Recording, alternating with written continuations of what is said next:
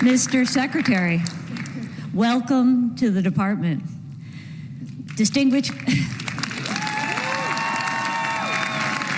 Mr. Yes. Yeah.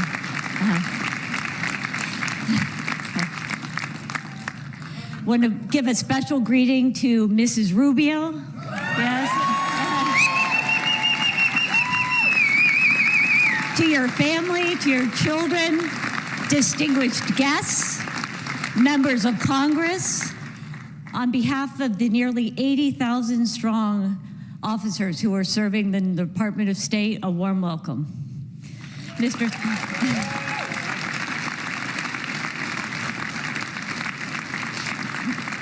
Secretary, your career exemplifies a life of public service, advocating for core American interests all over the globe. In these challenging times, we need principled, strong leadership. And that is why we are so happy to have you with your experience, your dedication, and your energy to lead us. Thank you.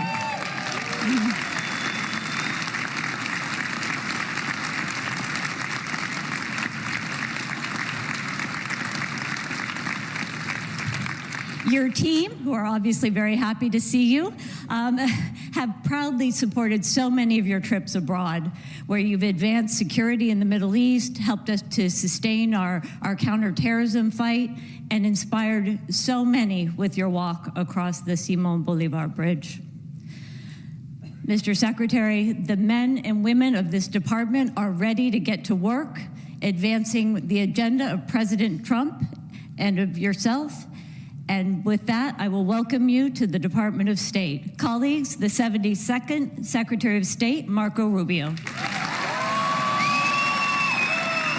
you. Thank you.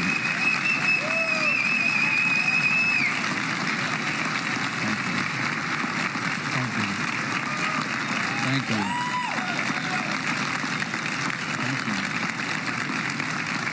Thank you. Thank you so much. Thank you. It's a blessing and an honor to be with all of you today. And I want to introduce you to my family. I want you to meet them. We've been able to manage them for the last 20-some years and counting. And so I said this earlier today when the Vice President swore me in. My most important job, I believe the most important job any of us will ever have, is the job we do at home. And I don't mean that both here at home domestically in our politics, but in our lives. And I'm very proud of my wife, my 4 children, and their support. My wife, Jeanette, who...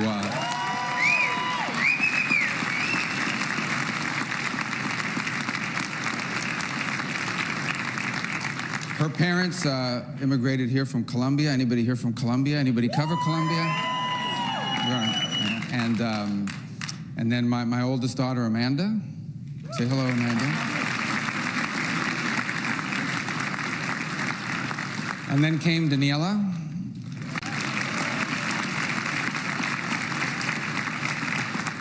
And now Anthony.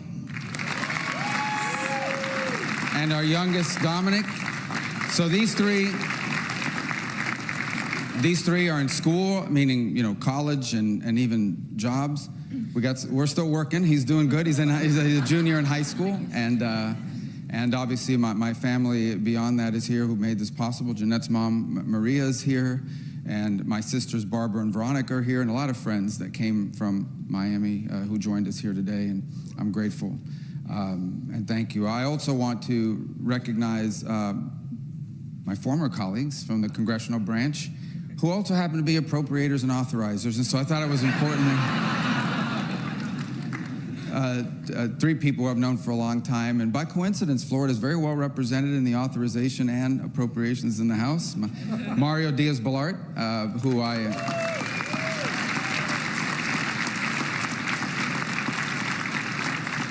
who I've known as a personal friend. We served together in the Florida legislature, in fact, sat next to each other on the floor. Who would have thought, Mario, back in the day? And now here we are, and 2 Cuban Americans. If we had a third, they'd call it a conspiracy, but there's only 2, so we're in shape. Congresswoman Lois Frankel, we also served in the legislature together. Again, I know this.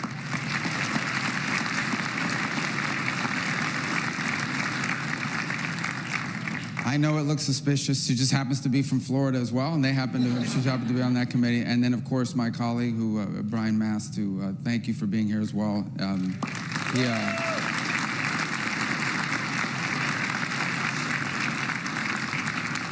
I have asked them as a personal favor to be nice to each of you who we send over to testify and appear before their committees. So, and to be nice to us when they write those appropriations bills and pass those laws. But we are great. I'm really grateful you would join us because our partnership will be critically important.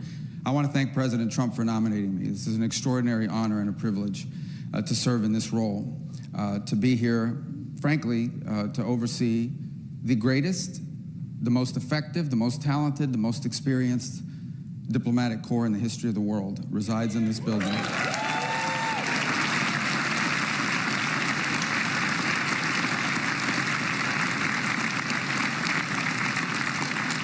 And it's important to remember that obviously they serve our national interest and our foreign policy. They also serve Americans. And as a member of the Senate, we often would get calls for a brief period of time, panicked calls about passports, as you remember that era, when everyone forgot their passport expired and their cruise was on Saturday and it's Friday, 5 p.m. So we were, why are you guys chuckling? Is that, you know it's true, it happened. And then of course, but we also serve Americans that sometimes find themselves overseas and lost their passport, or even worse, something terrible or tragic happened and their families are impacted by it. And so it's important. It's an important task and one that I know is critical to our mission.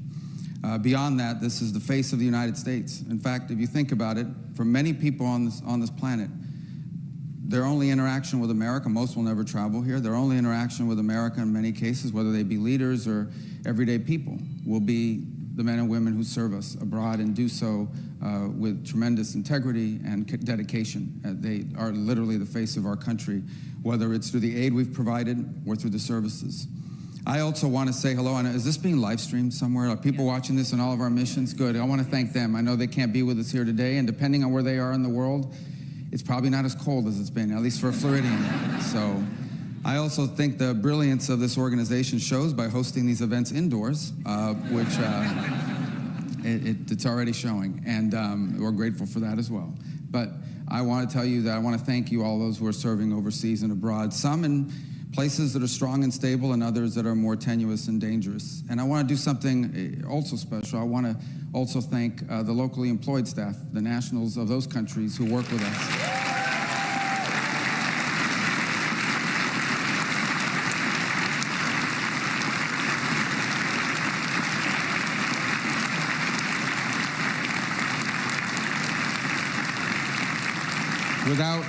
Without their help, without their support, it would be impossible for us to conduct our mission. And in many ways, years later, I've literally run into people in the United States that are either conducting business or visiting as tourists or what have you, and they will tell me they were locally employed they were local employees of our missions abroad, and as a result, their love for our country is never ending.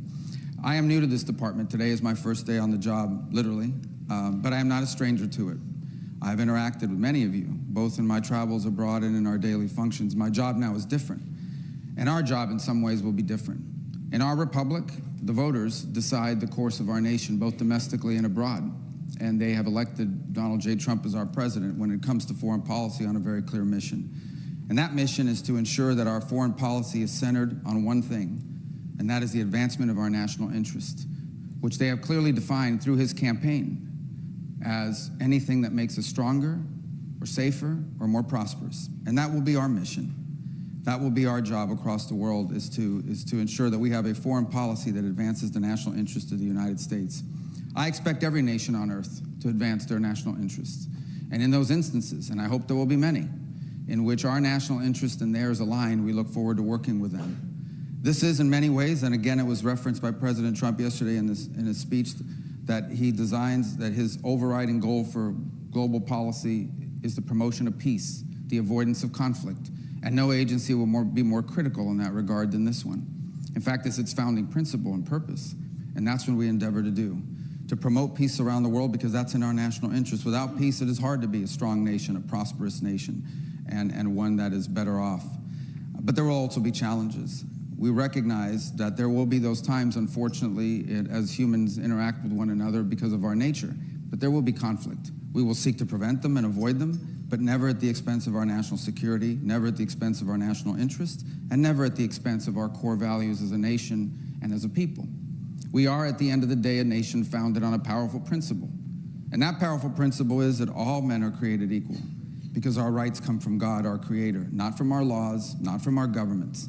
And we hope the entire world can one day live under that, and we will always, always be strong defenders of that principle, never at the expense of our national interest, never at the expense of pragmatic foreign policy, never at the expense of the reality that oftentimes in foreign policy, our choices are not between a bad option and a good option.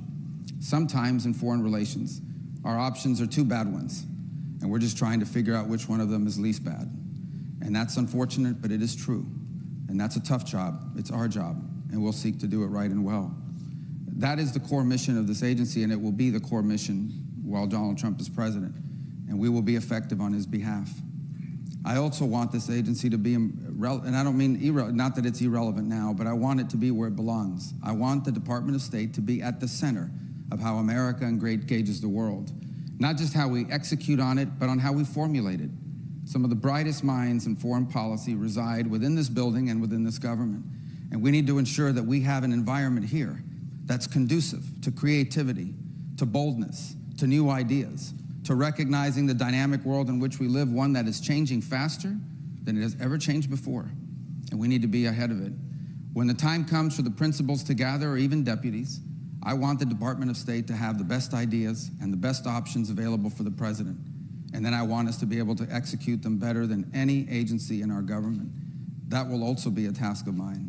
I have watched from the congressional side from time to time administrations in both parties, in which sometimes the Department of State has been sort of relegated to a secondary role because some other agency can move faster or seems to be bolder or more creative. It's not your fault, but we're going to change that. We want to be at the centerpiece. We want to be at the core of how we formulate foreign policy, because we're going to have the best ideas of any agency, and because we're going to execute it better and faster and more effectively than any other agency in our government. And I know we have the right team to do it. There's no other agency in the world, there's no other agency in our government that I'd rather lead, because of the talent that's collected here in this room and those watching around the world. That will be our mission, and I hope we'll be able to do it together. There will be changes, but the changes are not meant to be destructive. They're not meant to be punitive. They're not out of, the changes will be because we need to be a 21st century agency that can move, by a cliche that's used by many, at the speed of relevance. But we need to move faster than we ever have, because the world is changing faster than we ever have. And we have to have a view that some say it's called look around the corner, but we really need to be thinking about where were we going to be in 5, 7, 10, or 15 years. Some of the issues that confront humanity today have no precedent. They have no historic precedent. Some of the challenges we face have no historic precedent. We can compare it to another era, to another time, but they're not the same. Things are moving faster than ever. Think about how much the world has changed in the last 5 years. Imagine how much it will change over the next 25 years. And my sincerest hope and my prayer is that we will, as a nation, be able to leave the future generations with a country and a planet safer and better than the one that was left for us. And you will be a big part of achieving that goal. It is an honor to be able to lead this agency. I hope to do it with distinction and with integrity, working harder than anyone ever has at this role. And that will not be easy, because some pretty hardworking people have come before me. But I know that we are up to the task. And I'm glad that I'm in the job, on day one. I was sworn in at about 9:15. I didn't mess up the oath. And we're ready to go to work, and I know you are as well. Thank you. God bless all of you. God bless our country. Thank you.